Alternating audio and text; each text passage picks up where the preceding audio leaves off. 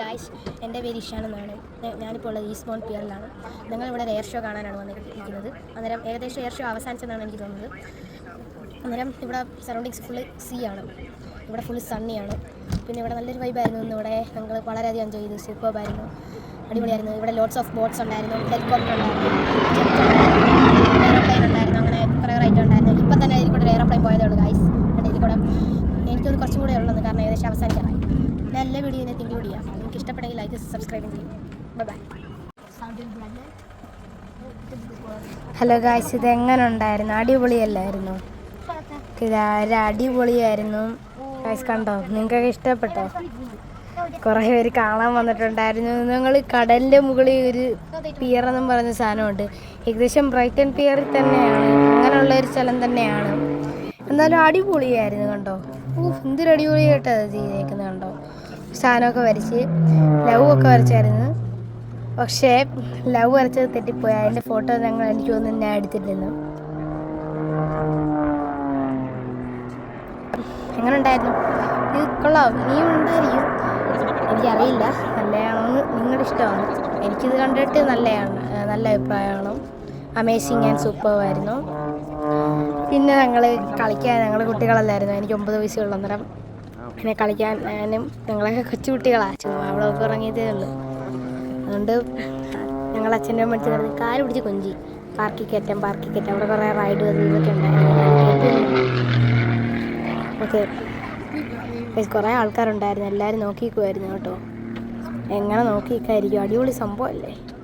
ഒരു ജെറ്റ് കുറേ സംഭവങ്ങളുണ്ടായിരുന്നു അവിടെ. കുറേ സംഭവങ്ങളെന്ന് വെച്ചാൽ കുറേ സംഭവങ്ങളുണ്ടായിരുന്നു. അന്നേരം അവിടെ കുറേ ബീച്ചൊക്കെ ഉണ്ടായിരുന്നു. ലോട്ട്സ് ഓഫ് ബോട്ട്സ് ഉണ്ടായിരുന്നു. ഒക്കെ ഉണ്ടായിരുന്നു അവിടെ. അപ്പോൾ നിങ്ങൾക്ക് തന്നെ കാണാം, അവിടെ ഓരോരുത്തർ ബോട്ടിലൊക്കെ പോകുന്നത്. Lots of boats. പിന്നെ ഹെലികോപ്റ്ററും വന്നായിരുന്നു. ഹെലികോപ്റ്റർ ഞാൻ ഒട്ടും പ്രതീക്ഷിച്ചില്ല ഗായ്സ്. ഹെലികോപ്റ്റർ വരുന്നു, കാരണം ഞാൻ ഫുൾ ഓഫ് ഇതാണ് കണ്ടത്, പ്ലെയിൻസ് ആൻഡ് ഇങ്ങനെയുള്ള ജെറ്റൊക്കെയാണ് ഞാൻ കാണുന്നത്. പക്ഷേ ഞാൻ പ്രതീക്ഷിക്കാത്തൊരു ടെസ്റ്റ് അതാണ് ഈ പ്ലെയിൻ. സോറി ഗായ്സ്, ഞാൻ പറയുന്നതിനൊക്കെ ക്ഷമിക്കാം കേട്ടോ. എൻ്റെ സംസാരമൊക്കെ തെറ്റാണ്. എൻ്റെ ആദ്യത്തെ വ്ളോഗാണ്. സോറി, ക്ഷമിക്കണം. അന്നേരം നല്ലൊരു അടിപൊളിയാണെന്ന് പറയാം. ആ ബീച്ചിൻ്റെ ആ സീയുടെ കളറൊക്കെ അടിപൊളിയാണ്. ഗ്രീൻ കളറിലൊക്കെയാണ് കിടക്കുന്നത്. അടിപൊളിയായിരുന്നു. വേണ്ടേ ഇവിടെ കുറേ നല്ല അതുകൊണ്ട് ഇവിടുത്തെ ആൾക്കാർക്ക് സണ്ണി പ്രശ്നമല്ല, UK ആൾക്കാർക്ക്. അതുകൊണ്ട് അവർക്ക് കുഴപ്പമൊന്നുമില്ല. അവർ ചുമ്മാ വന്നിരിക്കും. നമുക്ക് ഇന്ത്യക്കാർക്കൊക്കെ അല്ല അത് പ്രശ്നം. അന്നേരം എനിക്ക് നല്ലൊരു അനുഭവമായിരുന്നു ആ beach. I love this day. I love this day really. So നിങ്ങളെങ്ങനെ ഈസ്റ്റ്ബോൺ പിയറിൽ പോകുന്നെങ്കിൽ കമൻറ്റ് അറിയിക്കുക.